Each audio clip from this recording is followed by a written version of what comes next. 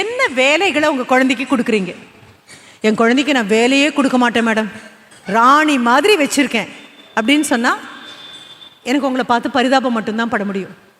இளவரசி மாதிரி வளர்க்குறேன் மேடம், ஐயோ பாவம்னு சொல்வேன். ஏன்னா நாடு சுதந்திரம் அடைஞ்சு 47 சுதந்திரம் வந்தாச்சு, மக்கள் ஆட்சிக்குள்ளே வந்துட்டேன். இளவரசியை வளர்த்து யாருக்கு கொடுக்க போகிறீங்க? எங்கள் நாட்டிலையோ மன்னர் ஆட்சி இல்லை, இளவரசி தேவையே இல்லை. சாதாரண பிரஜையாக அந்த குழந்தை இருக்கணும், அதற்கு மேலே எதுவும் தேவையில்லை. அப்போது குழந்தைக்கு வீட்டில் என்ன வேலைகள் கொடுக்குறீங்க?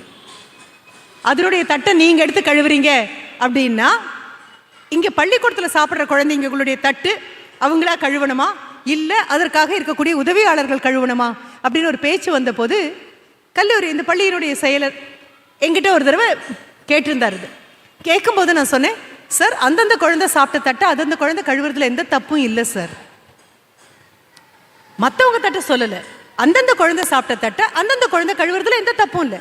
அதில் இருக்கக்கூடிய கருவேப்பிலை, அதில் இருக்கக்கூடிய மிளகா, அதெல்லாம் கொண்டு போய் எங்கே போடணுமா போட்டுட்டு அதிகம் தண்ணி செலவாகாமல் அதே சமயம் ஒழுங்காகவும் தட்டை கழுவ முடியும் அப்படின்னு சொன்னால் அதுக்கு நான் ஒரு காரணம் சொன்னேன்.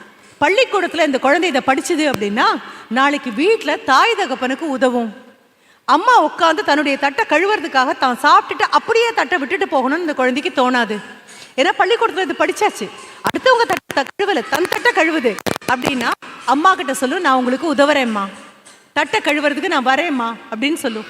அந்த பாடத்தையும் பள்ளிக்கூடம் தான் சார் சொல்லி கொடுக்கணும். அதனால் வீட்டில் குழந்தைங்களுக்கு என்ன வேலை கொடுக்குறீங்க அப்படிங்கிறத ஒரு தடவை பார்த்துக்கோங்க. வேலை கொடுக்கணும் அப்படிங்கிறது என்னுடையது. வீட்டு வேலையும் செஞ்சுட்டு பள்ளிக்கூடத்துக்கும் வர குழந்தைங்கள நான் பார்த்துருக்கேன். அந்த குழந்தைங்க அதிக மதிப்பெண் வாங்குறதையும் நான் பார்த்துருக்கேன். ரொம்ப அன்பு காமிக்கிறதா நினச்சி செல்லம் கொடுத்து குழந்தைங்களை கெடுக்கிறீங்க அப்படின்னா அந்த என்வாயரன்மெண்ட் அப்படின்னு ஒன்று இருக்கு இல்லையா, அந்த வீட்டை தாண்டி இருக்கக்கூடிய சூழல், தாராளமாக வீட்டை கூட்டி விடலாம், கோலம் போடலாம், துணியை துவைக்கலாம், மடித்து வைக்கலாம், நீங்கள் தேய்ச்சி கழுவின பாத்திரத்தை தொடச்சி எடுத்து உள்ளே வைக்கலாம். தனக்கு மட்டும் சாப்பாடு இல்லாமல் அண்ணனுக்கும் தங்கைக்கும் அப்பாவுக்கும் சாப்பாடு கண்டிப்பாக பேக் பண்ணி கொடுக்கலாம்.